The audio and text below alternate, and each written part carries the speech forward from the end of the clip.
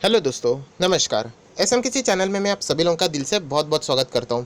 दोस्तों कल के दिन कल के दिन बाज़ार में बहुत सारे इवेंट्स है, बहुत सारी चीज़ें आप लोगों को देखने को मिलने वाली है, जहां पे आप लोगों को अलग अलग जगह पे कुछ ना कुछ नई नई चीज़ें सीखने को और देखने को भी मिल जाएगी। सो ऐसी कौन सी चीज़ें हैं जिसके चलते कल बाज़ार में धमाके भी हो सकते हैं, गड़बड़ी भी देखने को मिल सकती है। मतलब कल 3:30 कब बज जाएंगे ये भी आपको पता भी नहीं चलेगा, इतने सारे अलग अलग इवेंट्स है। क्योंकि आप सभी लोगों को पता है कि फ्राइडे के दिन के बाद सैटरडे संडे 2 दिन गैप मिलने के बाद सारी चीज़ें यहाँ पे एक्यूमुलेट होके हम लोग को कल के दिन मंडे के दिन बाजार को यहाँ पे देखने को मिलेगा। उसी के साथ साथ अगस्त मंथ भी ख़त्म हो रहा है। सो डेफिनेटली बहुत सारी ऐसी चीज़ें हैं जो कि कल के दिन हम लोगों को यहाँ पे बाजार में देखने को मिलने वाली है। सो आपके लिए अपडेट रहने के लिए, उसी के साथ साथ नॉलेज बढ़ाने के लिए बहुत सारी चीज़ें आप लोगों को कल के दिन देखने को मिलने वाली है। सो वो कौन सी चीज़ें हैं, कौन से स्टॉक्स हैं जिनके ऊपर आप लोग फोकस रख सकते हो, सीख सकते हो, इसी के बारे में चर्चा इसी वीडियो में मैं यहाँ पे करने वाला हूँ। तो चलिए दोस्तों फटाफट इस वीडियो को स्टार्ट करते, बट इससे पहले हमेशा की तरह जरूर कहना चाहूँगा, अगर इस चैनल में फर्स्ट टाइम विजिट किया तो सब्सक्राइब करके रख लेना, साथ में बेल आइकन को भी प्रेस करके रख लेना। सो ऐसे इंटरेस्टिंग वीडियो आप लोगों को देखने के लिए मिल जाएंगे। एंड अगर आप चाहो तो स्टॉक मार्केट क्लासेस को भी फॉलो कर सकते हो, लिंक नीचे डिस्क्रिप्शन बॉक्स में या फिर ऊपर आई बटन पर मिल जाएगा, जो कि मेरा ही चैनल है। सो दोस्तों जैसे मैंने कहा कि कल के दिन की तारीख यहाँ पे नोट कर लेना जरूर। आप लोगों को पता है यहाँ पे 31 अगस्त 2020 अगस्त खत्म होने जा रहा है। एंड यहाँ पे अगर कुछ इंपॉर्टेंट पॉइंट्स है, कुछ न्यूज़ है जिनके ऊपर फोकस रहना चाहिए, जिससे पूरा बाजार हिल सकता है। कुछ ऐसे खबरें हैं, कुछ ऐसे स्टॉक्स हैं जिन जो सिर्फ स्टॉक्स को इम्पैक्ट डाल सकते हैं। तो चलिए नंबर 1 यहाँ पे अगर हम लोग यहाँ पे बताए जाए तो यहाँ पे दोस्तों यस, कल के दिन हम लोग को जीडीपी एंड इंफ्रास्ट्रक्चर आउटपुट का डेटा यहाँ पे देखने को मिलने वाला है। कल के ही दिन मंडे के दिन आप लोग देख सकते हो the start of September is going to be data heavy with the infrastructure output data for July and first quarter GDP estimates from the National Statistical Office due on Monday। सो बहुत important है जो first हम लोग को quarter, मतलब हम लोग कह सकते हैं April May and June, yes April May and June जो फर्स्ट क्वार्टर का डेटा है यहाँ पे आने वाला है जीडीपी का। सो यहाँ पे एस्टिमेट्स बताया जा रहा है, जो कि मेरे खुद के एस्टिमेट तो बिल्कुल नहीं है, बहुत बड़े बड़े एक्सपर्ट यहाँ पे फाइंड आउट करते हैं। So ICRA is projecting a 25% contraction each in GDP. So बहुत ही इंपॉर्टेंट चीज़ है दोस्तों, जो कि आप लोगों ने बिल्कुल मिस नहीं करना चाहिए। इसका इम्पैक्ट क्या रहेगा वो भी उन्होंने बताया।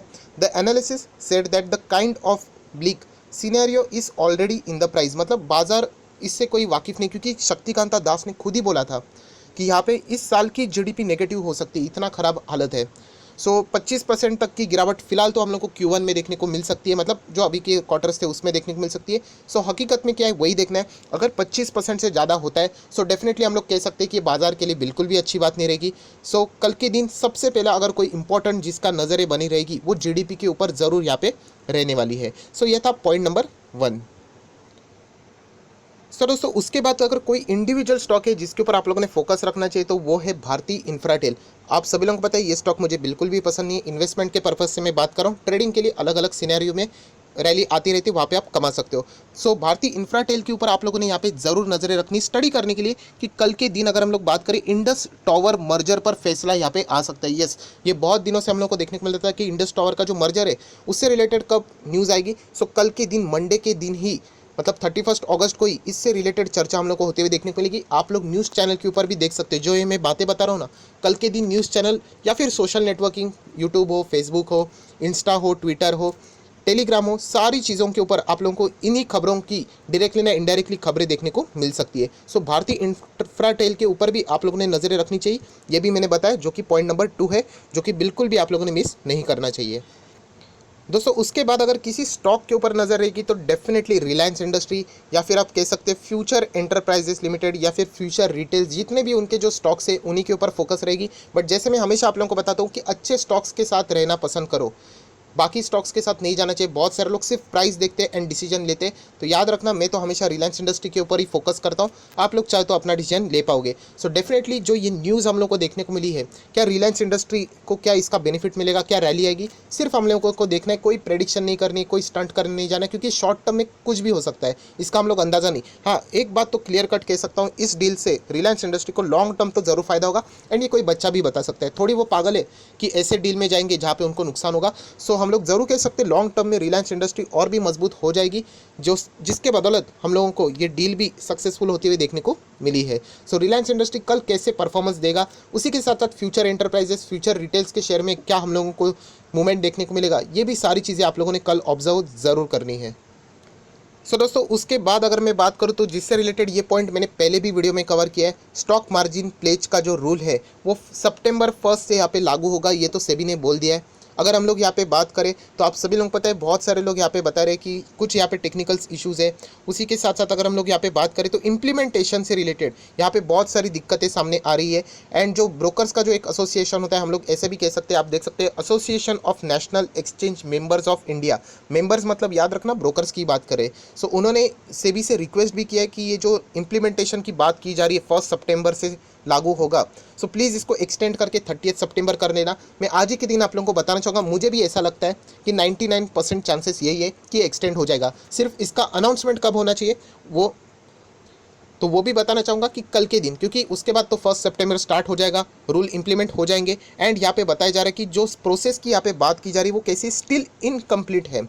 सो यहाँ पे बहुत ज़्यादा दिक्कतें हो सकती है। एंड इसीलिए यहाँ पे जो उनका एसोसिएशन है ब्रोकर्स है वो क्या कर रहे हैं, सेबी के साथ कम्युनिकेट कर रहे हैं। सो कल के दिन अगर हम लोग बात करें तो सेबी के पास कल का एक ही दिन है, मंडे 31 अगस्त। सो कल के दिन सेबी को कुछ भी होके यहाँ पे अपडेट देना पड़ेगा।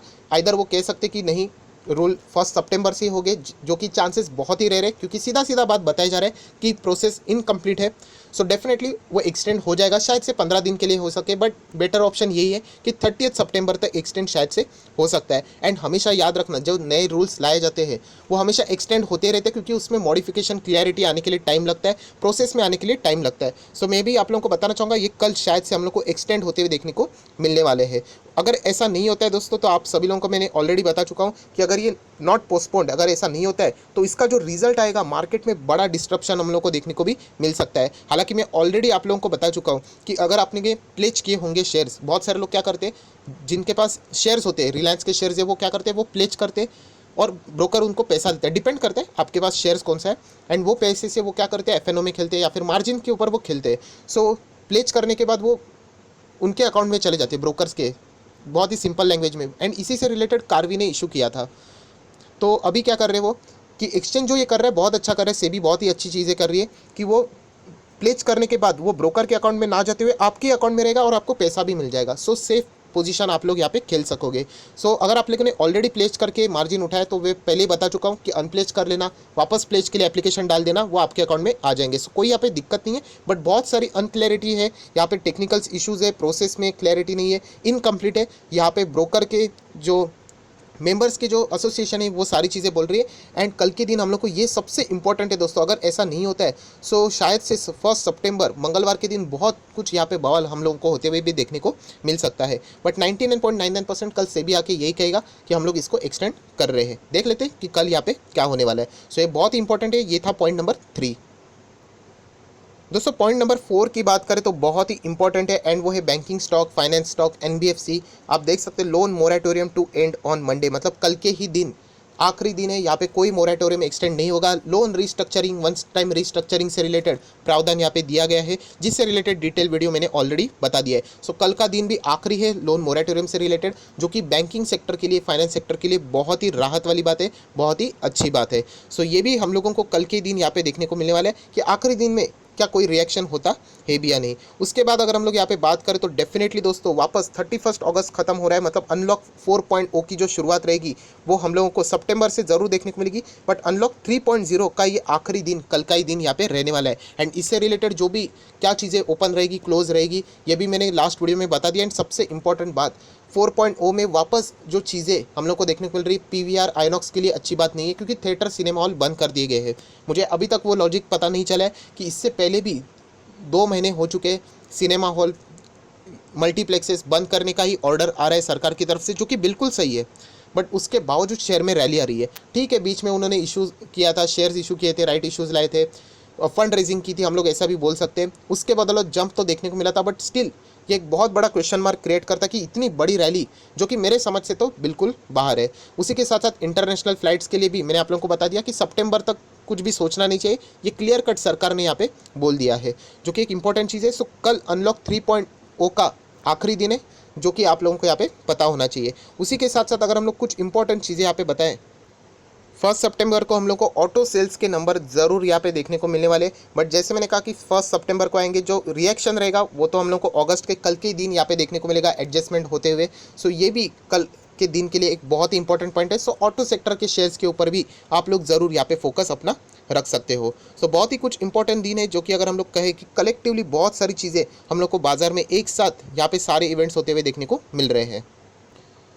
सो दोस्तों, वीडियो को क्लोज करने से पहले जरूर कहना चाहूँगा, इन सारे इवेंट्स को आप लोगों ने क्या करना चाहिए, वॉच लिस्ट में ऐड करना चाहिए या फिर नोट डाउन कर लेना चाहिए। एंड इनका जो भी आउटपुट रहेगा उसके ऊपर आप लोगों ने स्टडी कर लेना चाहिए। मतलब मैं हमेशा आप लोगों को बताना चाहूँगा कि मेरी स्टडी कैसी होती थी। फॉर एन एग्जांपल, जैसे मैं बात करता था, हम लोग पकड़ लेते हैं यहाँ पे पीवीआर आइनॉक्स। जैसे मैंने आप लोगों को बताया, इवेंट क्या था, अनलॉक 4.0 में इनको यहाँ पे वापस परमिशन नहीं मिली है। मुझे ऐसा लगता है कि यहाँ पे ये स्टॉक्स सितंबर मंथ तक ये चलने वाला है, तो यहाँ पे अभी फ़िलहाल 1400 के आसपास चल रहे हैं, ये उसके तो नीचे होने चाहिए, ये ऐसा नोट डाउन करना चाहिए। एंड जब आखिरी सितंबर के मंथ में आप लोग इसको रिव्यू करेंगे तो चेक करना चाहिए कि आपका एस्टिमेशन कितना सही गया है। तो इसमें जो इंप्रूवमेंट रहेगी वो आपको ही दिखेगी, किसी और को बताने की फिलहाल ज़रूरत नहीं है। उसी के साथ साथ जैसे हम लोग यहाँ पे प्रेडिक्ट कर सकते हैं रिलायंस इंडस्ट्री, फ्यूचर रिटेल्स या फिर फ्यूचर इंटरप्राइजेस, इन शेयर्स में क्या हो सकता है इस डील का, इवेंट लिख लेना कि यहाँ पे हम लोगों को मतलब जो रिलायंस इंडस्ट्री है उन्होंने इसको एक्वायर कर लिया, कितने प्राइस में, 24,700 करोड़ के आसपास हम लोग को देखने को मिला है।